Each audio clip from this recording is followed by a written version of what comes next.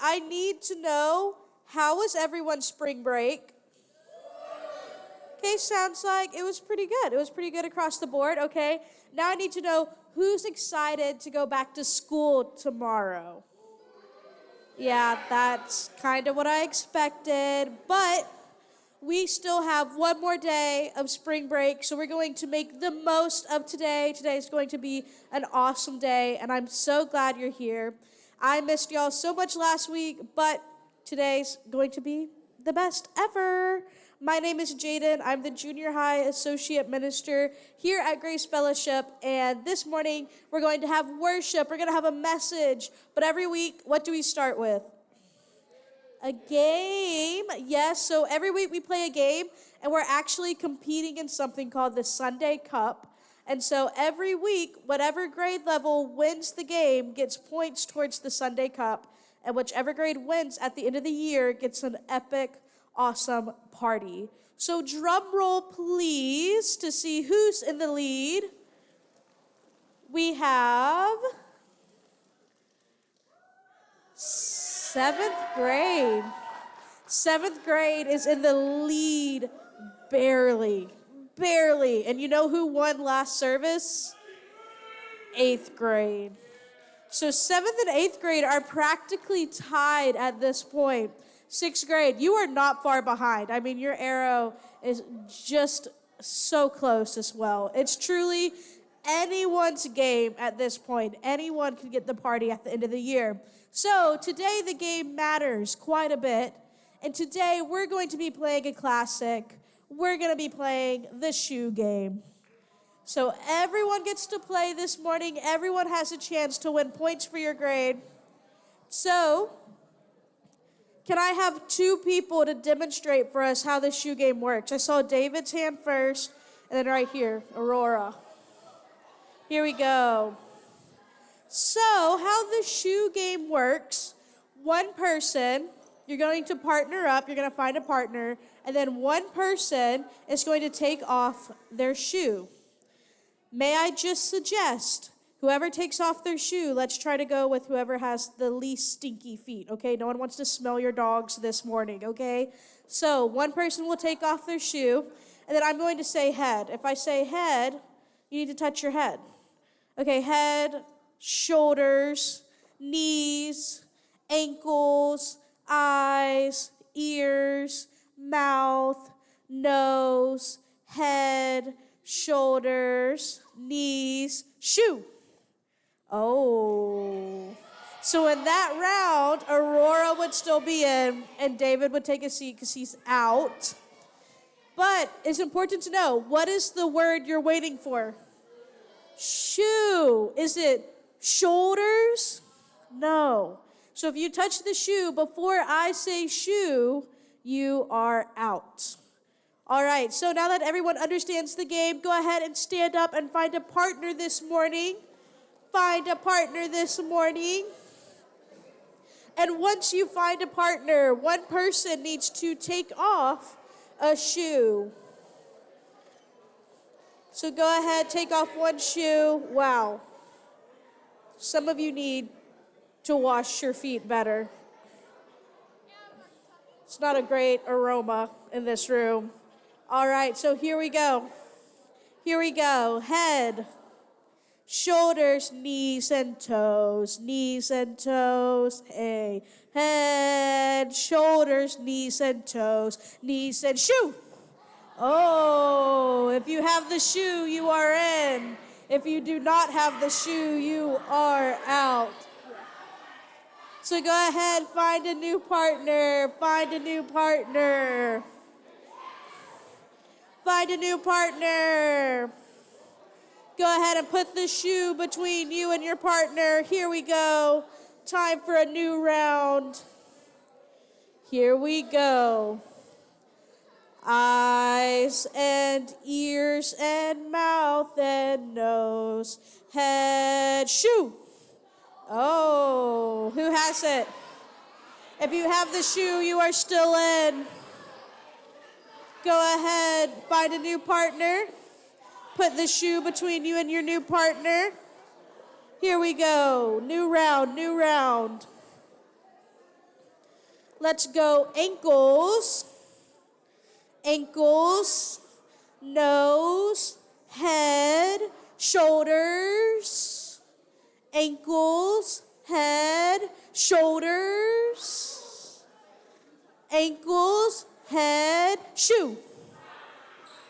All right, if you are in, go ahead and come to the front if you're in, and find a new partner up here in the front.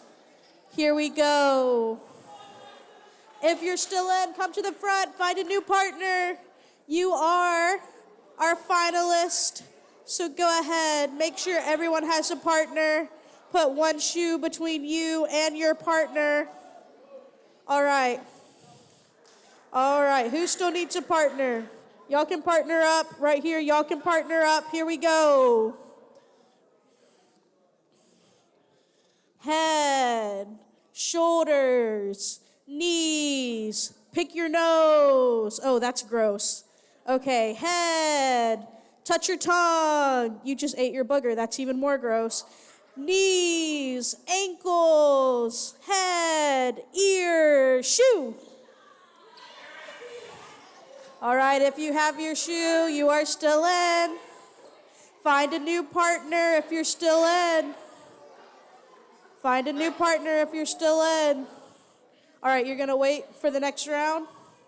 All right, here we go. Head, shoulders, knees and toes, eyes and ears and shoe. Oh, all right. We're down to our final three, so here's what we're gonna do. One shoe in the middle, and all three of you are going to play this last round. Here we go. Okay, if you have someone here representing your grade, can I hear you loud and proud? Oh, 7th versus 6th. Here we go.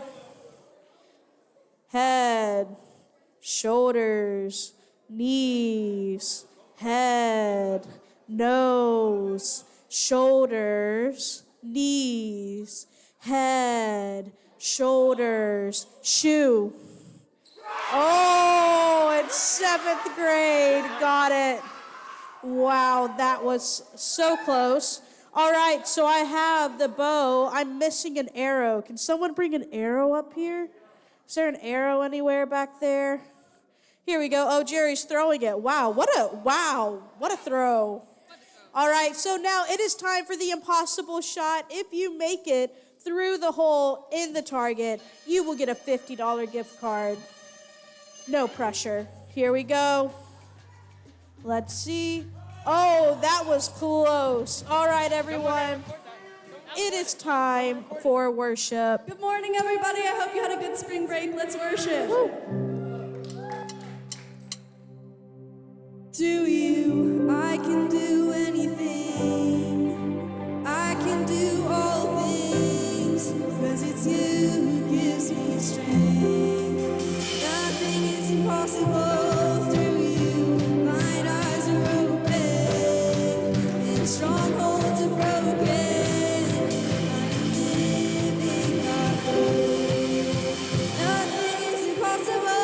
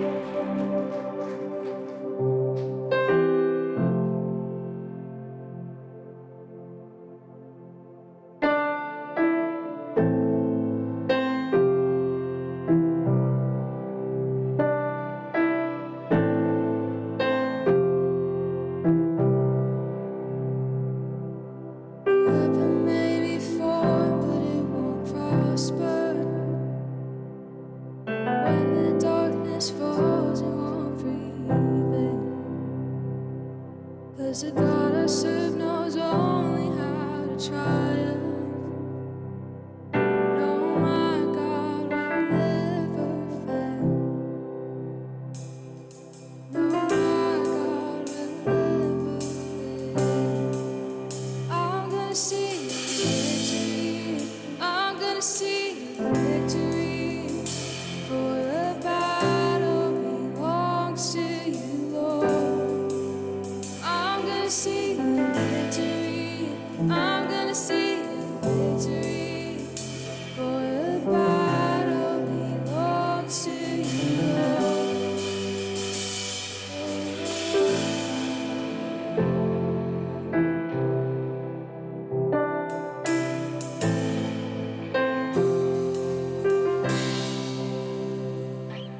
There's power in the mighty name of Jesus.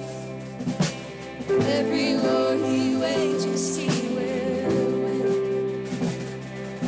So I'm not backing down from any giant.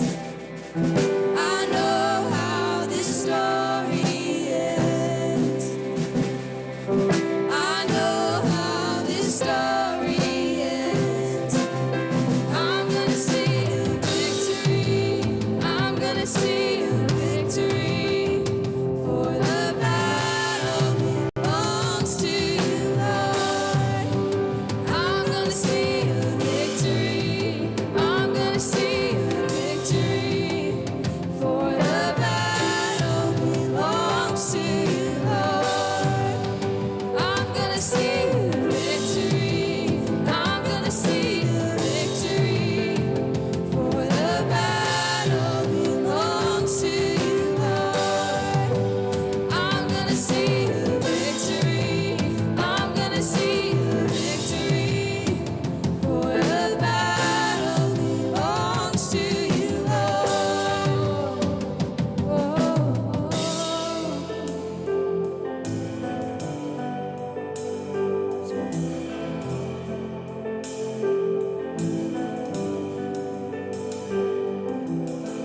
You take the enemy meant for evil, and you turn it for good. You turn it for good. You take the enemy meant for evil, and you turn it for good. You turn it for good. Oh, you take the enemy meant for evil, and you turn it for good. You turn it for good. You take the enemy meant for evil, and you turn it for good. You turn it for good. Oh, you take the enemy meant for evil, and you turn it for good. You turn it for good. You take the enemy meant for evil, and you turn it for good.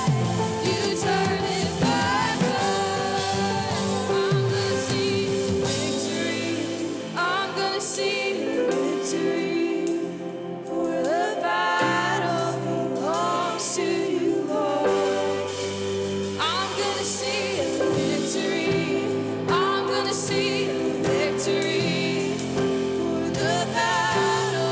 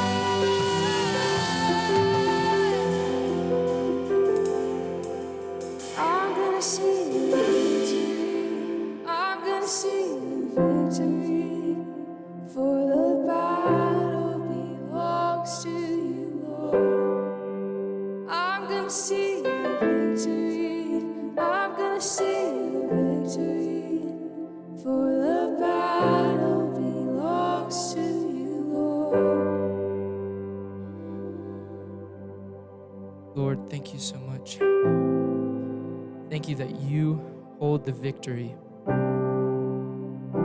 that you hold it all. You change it all.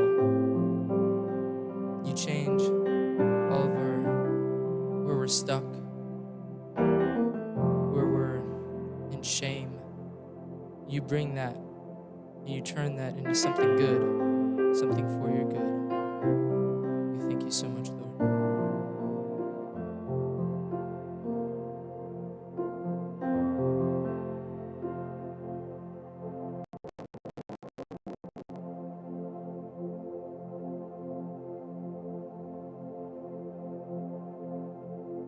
I searched the world, but it couldn't fill me. Man's empty praise and treasures that fade are never enough. Then you came along and you put me back together.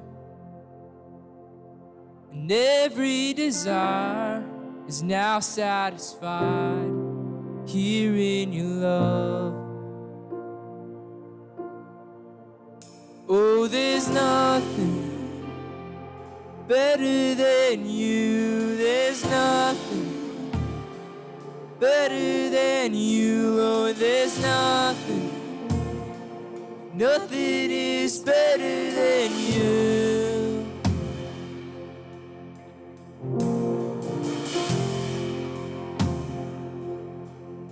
And I'm not afraid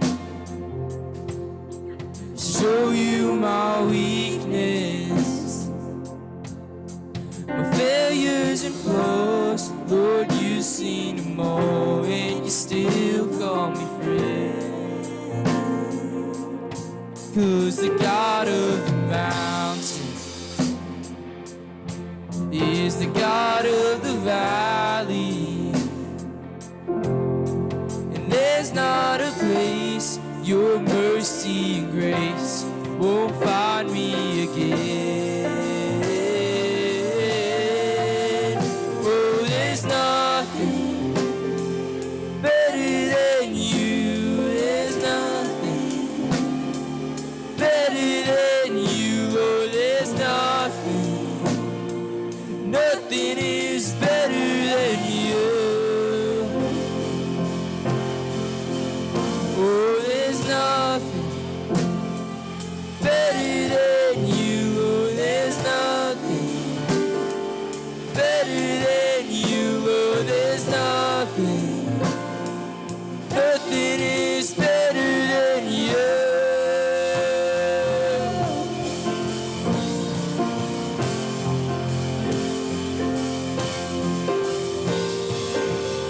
You turn mourning to dancing. You give beauty for ashes. You turn shame into glory. You're the only one who can. You turn mourning to dancing. You give beauty for ashes. You turn shame into glory. You're the only one who can. You turn graves into gardens. You turn bones into armies. You turn seas into highways. You're the only one who can. You're the only one who can. Oh, there's nothing better than you. There's nothing better than you. Oh, there's nothing is better than you. There's nothing better than you. Oh, there's nothing better than you. Oh, there's nothing nothing is better than you.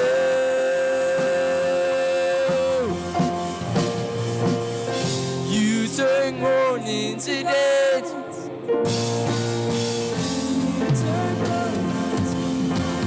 Oh, you give you. You're the only one who can. You give praise into God. You turn bones into armies. You turn seas into highways. You're the only one who can. You're the only one who can. You're the only one who can.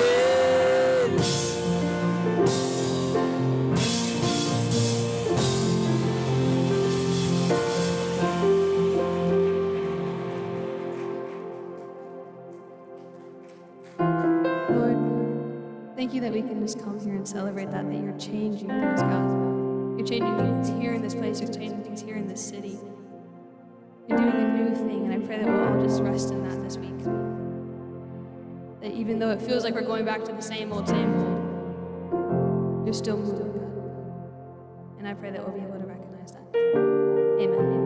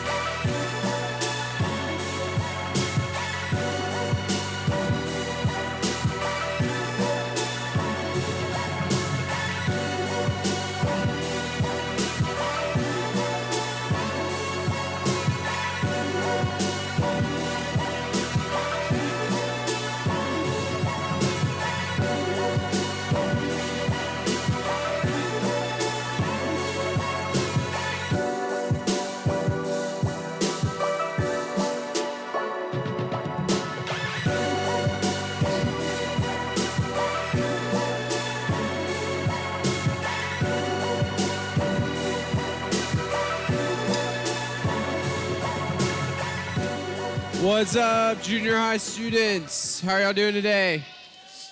Hey, spring break, did you get more sleep or less sleep? Like, did you stay up playing Fortnite, Roblox, whatever other games you play, or did you actually take advantage?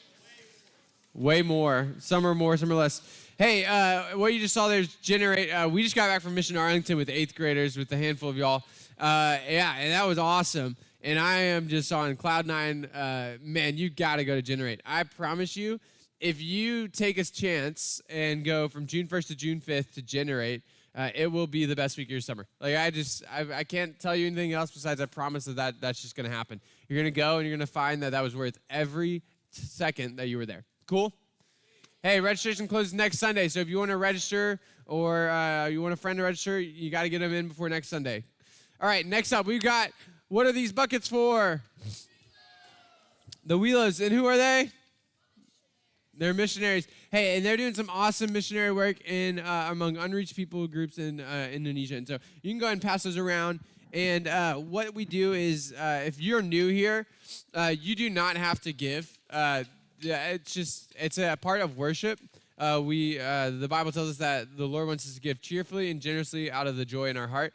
And so what we don't want is, we don't give in a way of saying, hey, if you come to junior high, you have to give money to the missionaries. Not at all. What we want is, hey, the Lord's done a work in your heart, and you believe it's so important that when you get an allowance or you get a little bit of money from mowing the lawn or something like that, that you go, hey, I'm gonna start with 10% of that going to the Lord. And this is a great way to practice that. And so we view offering as a way to worship God by giving back from what he's already given us. Cool? Two more things. Baptism classes next week. If you're like, Nate, I am a believer. I believe in Jesus, but I've never publicly declared it through baptism. Oh my word, I would tell you, you need to do the baptism class. It is the next Sunday, March 22nd and 29th. It's going to be an amazing time together where we just hit home on what is baptism and why should I get baptized and embrace your story, right? So if you've never been baptized, would you sign up for the baptism class? And while we do that, I'm going to have one more announcement. And then after that announcement, there's Bibles in the back. There's the blue Bibles in the back. So if you don't have a Bible, you're going to go get one. And on your handout, so there's a handout for you to have the sermon notes, which I find helpful for breakout times. There's an announcement as well. The Shroud of Turin. Maybe some of you know what it is, some of you don't. But the really cool thing is it's going to be on display here at Grace, one of 7 authenticated replicas. And here's what happened. So Jewish burial rituals, let me just share this. They would wrap them up. They'd put a wrap around their head. And then there would be what we're calling a shroud. Would go from the back of their heel. It'd be this really long cloth. And it'd go over their head and to the front of their feet, right? So that's the shroud. So before I start sharing my 30-second pitch to you, let me share something. The shroud does not make or break my faith. I want you to know this. That this artifact doesn't make or break my faith. I think it's a really cool thing that can add to it. And like for many of you, evidence or apologetics helps you come to a belief. I think this can do that for some people, but I don't think it makes or breaks it because I believed before I knew this was a thing. But I think it's a cool piece of history. And so here's the number one thing it does. It shows a proper crucifixion, right? When you see a painting from any time in the past, where are the nails on Jesus? They're in his palms, right? Well, in the shroud, it shows a correct Roman crucifixion. The nails are actually in between the wrist bones. It shows that. And it shows where were the nails in his feet. They were crossed, right? In all the pictures you've seen. Well, proper one is the feet would actually go on the side of the post, and the nails would go through both feet. And so it depicts the actual crucifixion, not something that was painted by artists later. And so if that's something you want to do, Sunday night, March 29th, we're doing a student-only tour. So it is just for students. And I hope to see you there. It'll be fun. I think it'll be really cool. There's a ton of other pieces of history that will be on display, and we'll be having volunteers lead us through that. Cool? Hey, if you're new here, if I say cool, you say be inside. I know you're with me. Cool? All right. Hey, if you don't have a Bible, go to the back, grab a Bible right now. If you want sermon notes, go to the back, grab sermon notes. There's pins. There's some fill in the blanks here. This is to help you follow along. This is for you. Yeah, register for the Shroud of Turin. It's completely free. The only reason we're registering is so we know how many of you are coming. That's it. There's no other reason. So if you're like, what's this thing called? It's literally just so we know how many are coming. And if you decide last minute you're going to come, great. I don't care. Then just show up. Come on. But it's going to be high school and middle school together, which will also be really cool. So if you want some sermon notes, these are helpful. Here we go. Mark chapter 5, I believe in the blue paper Bible, it's page 487 maybe. So if someone flips there and that's wrong, let me know. Jack, yell out the page number when you're there, please. Mark chapter 5. And as we read through the Gospel of Mark, there's an underlying theme, right? If you read through the book of Genesis, there's a theme in Genesis. In the book of Genesis, you have the fall, right? The serpent and Adam and Eve, and they fall and sin enters the world. You have Cain and Abel's story. You have Noah and the flood. You have the Tower of Babel, and the list goes on and on. And then you get to Joseph and his brothers, and Joseph's brothers sell him into slavery. And then Joseph goes into Egypt, and Joseph moves up the ranks to where he's ruling in Egypt, right? And then at what is it? 484 in the Blue Bible. And so at the very end of Genesis, Joseph's brothers come to Joseph, and they need supplies, and they start having this meeting, and we see that Joseph's brothers are grieving over what they did to Joseph. And here's what Joseph says to his brothers. What the enemy meant for, what you meant for evil, God turned for my good. And we see there in that one verse a theme that echoes through all of Genesis. Since the serpent in the garden, what you meant for evil, God will turn for good. Same thing with Mark. As we read the Gospel of Mark, there is a theme that runs through the Gospel of Mark. In the Gospel of Mark, there is a theme. And students, this theme is important. This theme is follow me. The theme of the Gospel of Mark, when you look at all the stories that you encounter, is very simple. Look at what Jesus is doing, and you got to make a decision of whether you're going to follow him or not. The theme of the Gospel of Mark is a witness to people to make a decision about Jesus. Will you follow Jesus? So as we enter in today, keep that in mind. I know many of you are here because your parents drag you out of bed. I get it. Been there, done that. I lived my whole junior high years like that. It wasn't until high school I became a believer. Some of you are here because you have a ton of fun with friends, which is awesome. And some of you are here because you're just pumped. And wherever you are on that spectrum of showing up to church this morning, I genuinely believe that God has something for you in Mark chapter 5. Like, I believe it so much that when we encounter Mark chapter 5 today, that there is something for each and every single one of us here. Hey, Mark chapter 5, verse 21 through 34. We're going to read a chunk here. So if you're in your Bible, you're looking for the Gospel of Mark. So it's Matthew and then what? Mark. Matthew then, so that's the New Testament. The first book of the New Testament is what? Matthew. The second book is Mark. So you're looking for Mark, big number 5. That's chapter, big number 5, and a little number 21. Big number 5, little number 21. This is what it says.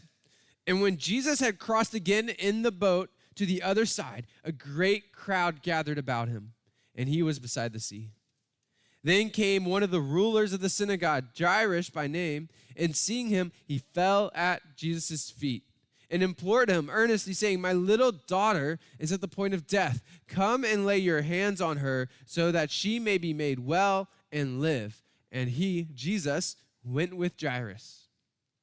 And a great crowd followed him and thronged about him. And there was a woman who had a discharge of blood for 12 years and who had suffered much under many physicians and had spent all that she had and was no better, but rather grew worse.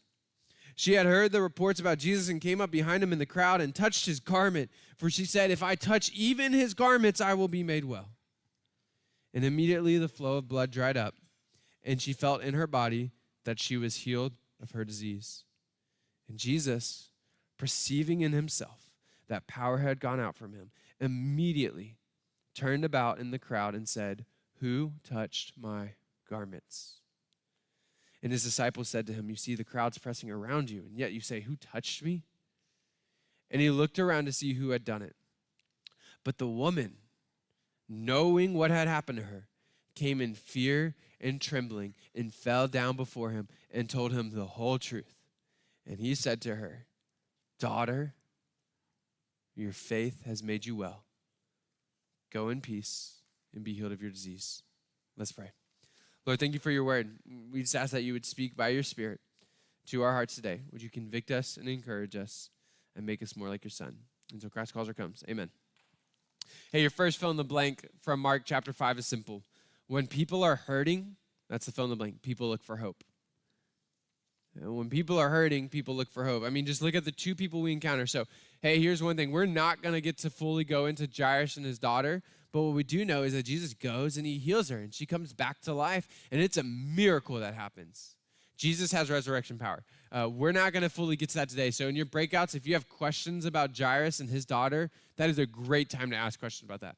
But you have Jairus' daughter who was ill and was about to be pronounced dead. Man, Jairus was hurting. You also have the woman who was bleeding for 12 years. That's about as long as some of you have been alive. And there's a huge thing we're going to dive into about her bleeding here in a minute, about why that matters. Like, what's the so what about that? So the question is, these people are hurting. They haven't been able to find solutions. They've been searching. Jairus, for Pete's sakes, he works, I don't even know who Pete is, but apparently that's a saying. But Jairus works in the synagogue, right? He works in the synagogue. He's among the Jewish leaders. They have all the answers. They have the Torah that's been passed down from generation to generation about who God is and his faithfulness. Yet he can't find the answer. And the people that the Jewish people are starting to get stirred up about, this guy Jesus becomes Jairus' only option. When his daughter is about to die, the only person he can run to is Jesus. So Jairus runs to Jesus and finds him. This woman who was bleeding for 12 years hears that Jesus is coming to town, and she says, if I can only touch his garment. And here's the main observation for me, that when people are hurting, people look for hope. It's a desperate hunt for Jesus in Mark chapter 5. I believe these two individuals were desperate to find Jesus and to find hope. So the question is, what is hope? maybe you've been looking for hope before. When Murphy was born, my 5-year-old daughter, she was born in Baltimore, Maryland, and I love this girl to death. And when she was born, immediately the doctors took her away from us and brought her to the NICU. If you don't know what NICU is, it's just an intensive care unit, but for newborns. So newborn intensive care unit, NICU. And they brought her there, and I just had to sit and wait. Like, I couldn't do anything. I wasn't a doctor. And I felt in that moment that I needed hope. So I opened my Bible, and I read, and I prayed, and about 5 days later, they released our daughter, and she was healthy and happy and good, and we got to take her home. It's awesome. But hope is the expectation of things to get better. If I could tell you what hope is the expectation of things to get better. If you look at the world around us, everyone is looking for hope. And maybe it's labeled differently, or it's communicated differently, or it's communicated in a way you don't agree with or they don't agree with, but everyone is trying to find hope. Now, the question is, why is Jesus our hope? Well, this is really cool. 1 Corinthians 13, it's a passage written by the Apostle Paul, and here's what he says in 1 Corinthians 13. If you don't know 1 Corinthians 13, it's a passage all about ooey-gooey love. It's awesome. But he's talking about loving one another, caring for one another. Love is patient, love is kind, love does not envy, love does not boast. And he goes on and on to describe love. And at the very end, he says, these great things, there's 3 things that exist: faith, hope, and love. But the greatest of these things is love. Why? Because faith one day, students, is going to be sight. Have you ever thought about that? That the faith we have right now in Jesus and all that he's done and promised, one day we're going to be looking face to face. We're going to be beholding heaven and a new earth and God on his throne and Jesus and all the hosts of heaven together. Faith will be made sight. Hope, the expectation of things to get better, will be completely satisfied because we will be in the better, the best. We will be where all of our expectations have brought us to because of our faith in Jesus and him saving us from our sin. There is a hope waiting for us that Jesus will satisfy all hope. So the only thing that will exist into all of eternity is a continuous cycle of love as it was always supposed to be. So Jesus is our hope. I think Jairus and this woman started to get that picture. They needed hope. Jairus said, "My little daughter's at the point of death. Come lay your hands on her so that she may be made well." The woman says, "I've given all my money. I've been outcast for 12 years. No one can do anything. All the physician has run out of solutions. I don't know what to do." And so they go looking for hope. Your first application is simple. If you were to reflect on this passage, maybe ask yourself this question today: where do you need hope? Where do you need, or where do you have the expectation of things to get better?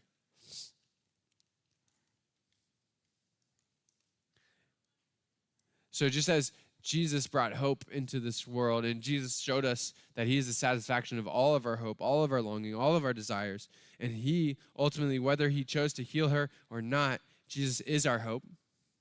And Jesus calls us to bring our hope that we've experienced. So maybe you're sitting in your chair and you go, "I've experienced transformation. I've experienced going from death to life because of my belief in Jesus and his gospel, his good news of the kingdom." And so here's your role. You need to bring that hope wherever you go. I bet you this woman didn't stay silent after what happened. I bet you she didn't stop talking about Jesus after what happened. I want to tell you a story about this little silly green tractor in here. When I was a kid, I loved this green John Deere tractor. And this isn't the same green John Deere tractor I had, but it's very similar. My old youth group in Maryland, they bought this for me. I shared this story with them one time in a small Bible study. And I had this green tractor in a mason jar. Did anyone have like your favorite toy and you'd like hide it from your siblings so they would never take it? Did anyone else ever do that? Or am I just insane thinking, yeah, thank you. Thank you for relating to me. Thank you, you too, yep. So I had this John Deere green tractor in this mason jar. Not this exact one. You're going to learn about why in a minute. In a mason jar. And I hid it in my treasure chest under my bed with all the Lincoln Logs. Are y'all annoyed with me doing this? Because I love doing this, but I'll stop. And I had it hidden in my treasure chest right next to my Lincoln Logs. And so every day I'd get home from preschool, I was so excited to play. I'd open up my bedroom door, I'd run in there, and I'd grab my tractor, and I'd grab my Lincoln Logs, and I'd build the most epic Lincoln Log city you've ever seen. And then my tractor would just destroy it all because it was fun to destroy things, because destroying things is awesome. Anyway, and so one day I get home from preschool, and I go to do what I always do, and what do you think is not there?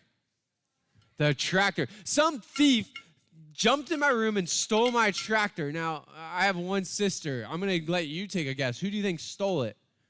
My older no, my dog died that year, dude. Come on. I'm just kidding. You don't know that. But my dog did die that year. That's crazy. Anyway, my sister stole it. My sister stole it. And so I'm looking around. I'm like, where is it? Where is it? And I'm fuming. I'm so angry. And I just hear from the other room, maybe you've had this moment with a sibling. My older sister, I just hear, she's standing on her bed, and she goes, Bubby, are you looking for your tractor? And I know, she called me Bubby. You know what? I'm proud of her. She's a great big sister, but not in this moment. I did not like her. And so she's standing up on her bed like this, and I'm like down there like, oh, and she's like, I've got your tractor. And I was like, give it back now. And so she wouldn't give it back. And she's like, take one step in this room, and I destroy your tractor. Dude, I don't know who I thought she was, but I thought she was like truth in there. Like I thought she was telling the real deal. And so I'm like, you know what? I'm going to test this. Y'all, no joke. I take one step in this room, and she just goes, poof, and just smashes the mason jar all. And I don't even know how she did this because it's carpet, but she broke the glass jar everywhere, and the tractor is just sitting there perfectly in the middle of the room. Glass is everywhere in the room. And I'm like, jump. And I'm barefoot in my house, and I just go, crunch, crunch, crunch, grab my tractor. I hold it up. I'm a victor. I'm pumped. And then immediately I just go, I'm bleeding everywhere, and throw my tractor, and I ran to the bathroom. My dad is like sitting there for 30 minutes pulling glass out of my feet. It was just not fun. But I loved that tractor.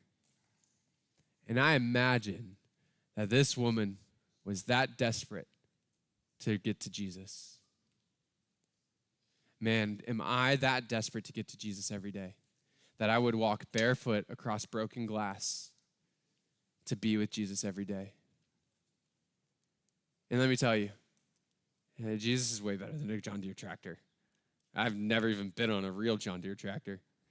I think Lamborghinis are cooler, but that's a different story. Jesus is better in every way. And I can say confidently now, I would walk across barefoot, across broken glass every day to be with Jesus. The question for you is, will you? Point number 2. Jesus heals and restores. Jesus heals and restores. Looking at verses 29 through 34. Those are your next fill in the blanks if you have fill in the blanks. Jesus heals and restores. Verse 29. The woman, she touches his garments, right? And she's immediately healed. It says immediately healed. Verse 30, even though there's a crowd, there's something different about this woman's touch. It seems more like a touch of faith. There was something about her touching him that was different than how everyone else was bumping into him. And let's be honest, in verse 31, the disciples, they just say what we're all thinking. We're like, bro, like, what do you mean someone touched you? Like, you're literally in a mosh pit of like 100 people. What do you mean someone touched you? Of course someone touched you. You're going crazy. And Jesus is like, no, I'm not. I'm the Son of God. Back up, right? And verse 33, I imagine Jesus already knew. Imagine Jesus already knew. And he calls her forward, and the woman confesses. And she confesses this truth. And then in verse 34, we just see that Jesus heals and restores. And Jesus heals and restores Jairus' daughter as well. But here's where he heals. He heals her of her disease, but more importantly, he restores her as a daughter. Have you ever been alone or isolated? So this is the so what of this passage. Leviticus 15, according to Old Testament law, meant that this woman could not come into the temple to worship God. And it meant that if anyone in the area touched her, that they were then unclean. So this woman was unloved and outcast from all of society and living probably by herself because no one wanted to be unclean the way she was unclean. And yet she runs to Jesus and touches his garment, and Jesus heals her and restores her as a daughter. To me, that's just really powerful. Jesus heals and restores her identity. He reminds her of who she's always been, a daughter of the one true God, the Most High King. Jesus heals and restores. Sometimes for me, it's really helpful to see this in the video. So I want y'all to take a look at the clip from The Chosen as they depict this scene, and then we'll wrap up with just a few more notes.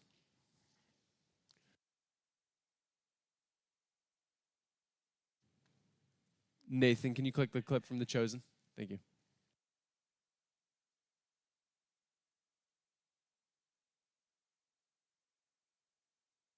Is there a way to get the volume on?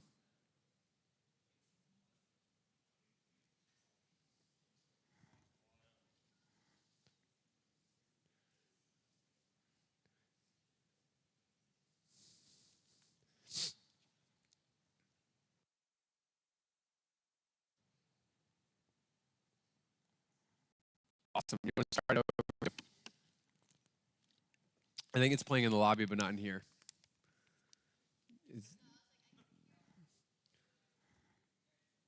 So click the lobby button, click it off, and then turn the PC volume up.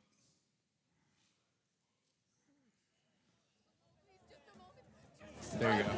You can run it back one more time. There we go. Please. This woman bleeds. She is unclean. We removed her. Please, please. I promise I won't touch him. I just need to. Woman, please. We can help you, but not now.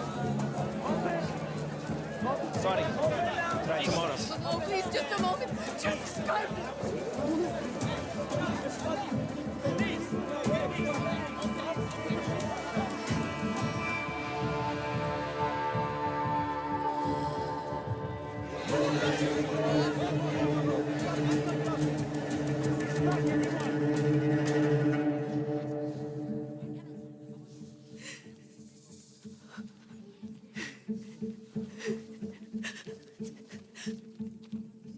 What's going on? What's wrong? Who touched me? Everybody back. I asked the question. Who touched me?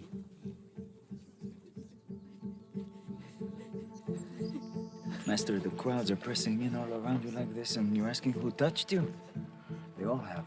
Someone touched me. I felt that power went out of me.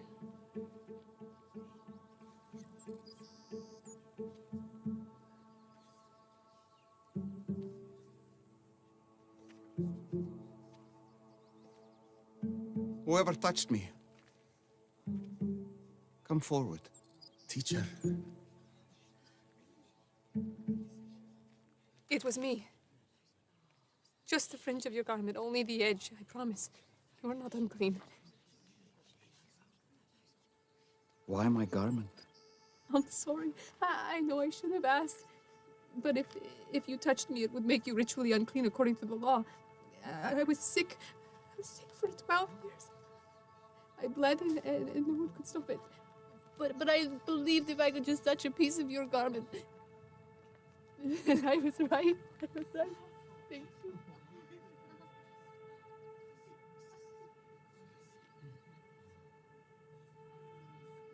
Who told you I could heal? A man from the pool. And he was right. The blood has ceased.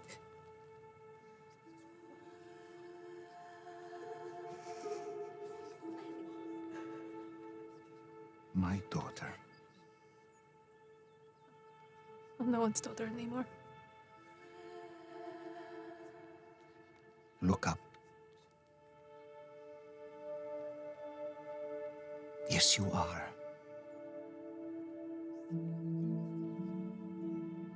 Daughter. It wasn't my piece of clothing that healed you. But it was instant. I felt it right away. I know, but it wasn't this. It was your faith.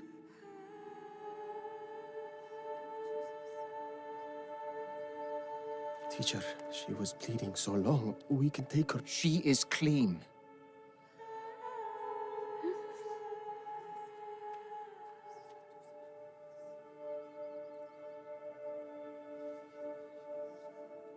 You have blessed me today.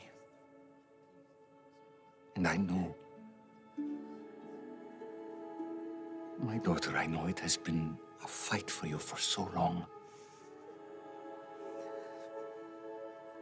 You must be exhausted.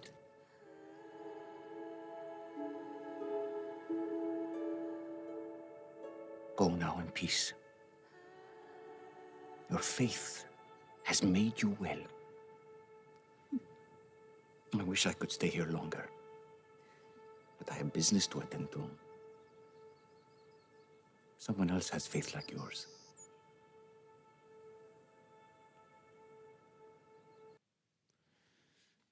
Man, yeah, it's awesome. Hey, if you've never considered watching The Chosen, it's completely free. I'd encourage you to check it out. Here's what I love about this. This is where I think Mark 5 matters. So if you've ignored or been distracted this whole time, I want to encourage you for the last 2 minutes. I promise you 2 minutes here to lock in. Here's where Mark 5 really, really matters for each of you in your seats right now. Where each and every single one of us, where Nathaniel Wisman is unclean by the law, or Nathaniel Wisman is unclean in his sin and selfishness and dead and lost in my sin, Jesus is the one that heals and restores by his grace and faith, and by our faith. Ephesians 2:8, one of my applications for you is there's 2 applications. One is memorize Ephesians 2:8. For it is by grace that you have been saved through faith. And this is not of your own doing. This is a gift of God. If you want to be made right with God, come exactly as you are right now. Don't even dare try to get it together before you come to God. Come to him as a son or a daughter to be restored and healed and delivered. Like, God is ready for you. And the gospel is powerful. And so that's my other application. If you've rejected the gospel for whatever reason, the gospel is for every tribe, tongue, and nation. Jesus came so that all people would become believers, so that all people would be saved. And so if you've rejected the gospel for any reason, would you today believe in the gospel? My favorite verse, or maybe one of my, I love them all. Ephesians chapter 2, verse 3. It says, at the beginning it says, but you were dead in your trespasses and sin. And then you get to verse 3 and it says this, but God, being rich in mercy, with the love which he loved us first. Students, God loves you so much so that he sent his only son. And this is where Mark 5 connects for us, is that as she was pronounced unclean and cast out, as we were pronounced unclean in our sin, Christ's death on the cross and resurrection from the grave brings us back. If you've ever been to the airport, I imagine like an airport scanner, right? A metal detector. If you've ever been through a metal detector, yeah. So if you go through a metal detector, you have metal on you, what does it do? You have metal on you, go through a metal detector, it goes beep, right? Yeah, you go back in and you think you empty out your pockets, you still got your belt on. Beep! Right, the metal detector, beep! If there was a sin detector, man, each one of us would walk through and it'd go, beep! Really loud. And we go try and read our Bible that next morning. We come back and go, beep! Okay, well, let me go to church 3 weeks in a row. Beep! Okay, well, my parents are believers. Beep! Okay, beep! Beep! Every single time you walk through. And then one man came, 2 Corinthians 5:21. He who knew no sin became all sin so that in him we might become the righteousness of God. So Christ, who knew no sin, walks through this metal detector and it goes beep, silent immediately. Because he carried the penalty and punishment for your sin to the cross so that he would walk through and take on the punishment and penalty for your sin, for my sin, so that we could have life in him. And so when we read Mark 5, we need to read it knowing that Jesus is offering life by faith. And the call to follow is the call to leave all of the fake stuff in this world to follow the one true God who will give you life and restore you as a son or a daughter. Cool? Let's pray. Lord, thank you for this time. We ask that you would bless this time of breakouts, that you would just bring your scriptures to life, that these students would see it in a new way. We love you and need you in all that we do. Amen. All right, head to your breakout.